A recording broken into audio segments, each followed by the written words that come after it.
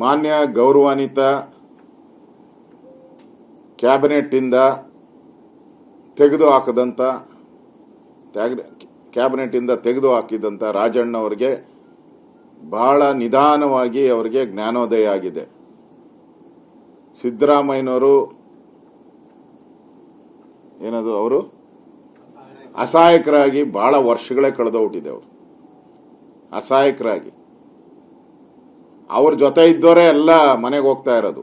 ನಾಗೇಂದ್ರನು ಅವ್ರ ಜೊತೆಲಿದ್ದವನೇ ಮನೆಗೆ ಹೋದ್ರು.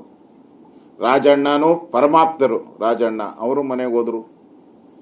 ಈಗ ಜಮೀರ್ ಸರದಿ ಬಂದಿದೆ, ಅವ್ರನ್ನು ಮನೆ ಕಳ್ಸಕ್ಕೆ ಎಲ್ಲ ಪ್ಲಾನ್ ಮಾಡ್ತಾ ಇದ್ದಾರೆ.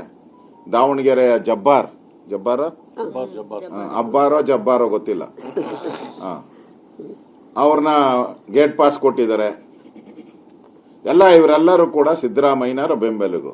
ಹುಡುಕಿ ಹೊಡಿತಾ ಇದ್ದಾರೆ. ಯಾರು? ಡಿ.ಕೆ. ಅವರು ಒಡಿಮಗ ಬಿಡಬೇಡ ಅಂತ ಹೇಳಿ ಡಿ.ಕೆ. ಕಡೆಯವರು ಯಾರ್ಯಾರು ಇದಾರೋ ಹುಡುಕಿ ಟಾರ್ಗೆಟ್ ಮಾಡಿ ಅಟ್ಯಾಕ್ ಮಾಡ್ತಾ ಇದ್ದಾರೆ ಮತ್ತು ಸಕ್ಸಸ್ ಆಗ್ತಾ ಇದ್ದಾರೆ.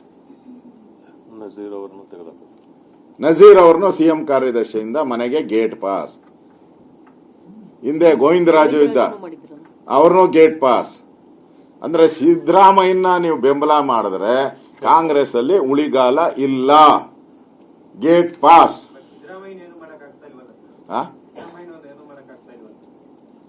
ಅದಕ್ಕೂ ಸೂತ್ರ ಎಣದವ್ರೆ. ಸಿದ್ದರಾಮಯ್ಯ ಬಲೆ ಬೀಳ್ತಾ ಇಲ್ಲ ಅಷ್ಟೇ, ಅದಕ್ಕೂ ಬಲೆ ಎಣದವ್ರೆ, ಬೀಳ್ತಾ ಇಲ್ಲ. ಬಿದ್ದರೆ ಡಿ.ಕೆ. ಸಿಎಂ ಆಗೋತಾರ ಅಷ್ಟೇ.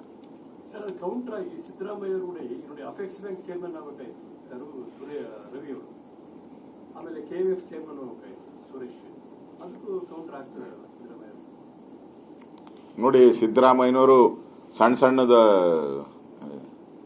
ಇಲಿಗಳು ನಡೀತಾ ಇದ್ದಾರೆ. ಡಿ.ಕೆ. ಅವರು ದೊಡ್ಡ ಹುಲಿಗಳು ನಡೀತಾ ಇದ್ದಾರೆ. ರಾಜಣ್ಣ ಏನ್ ಸಣ್ಣವರ? ಜಮೀರ್ ಏನ್ ಸಣ್ಣವರ? ಜಬ್ಬಾರ ಏನ್ ಸಣ್ಣವರ? ಗೋವಿಂದರಾಜ ಏನ್ ಸಣ್ಣವರ?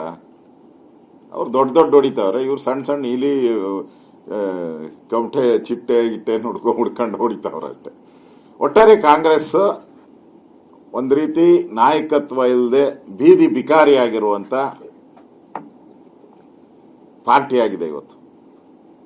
ಈ ಮಹಿಳಾ ಮೀಸಲಾತಿ ಹೋದ್ಮೇಲಂತೂ ಇನ್ನಷ್ಟು ಹೊಡೆತಗಳು ಕಾಂಗ್ರೆಸ್ಗೆ ಬೀಳ್ತದೆ. ಓಕೆ, ನಮ್ಮ ನಾರಾಯಣ ಸ್ವಾಮಿ ಅವರು ಮಾತಾಡ್ತಾರೆ.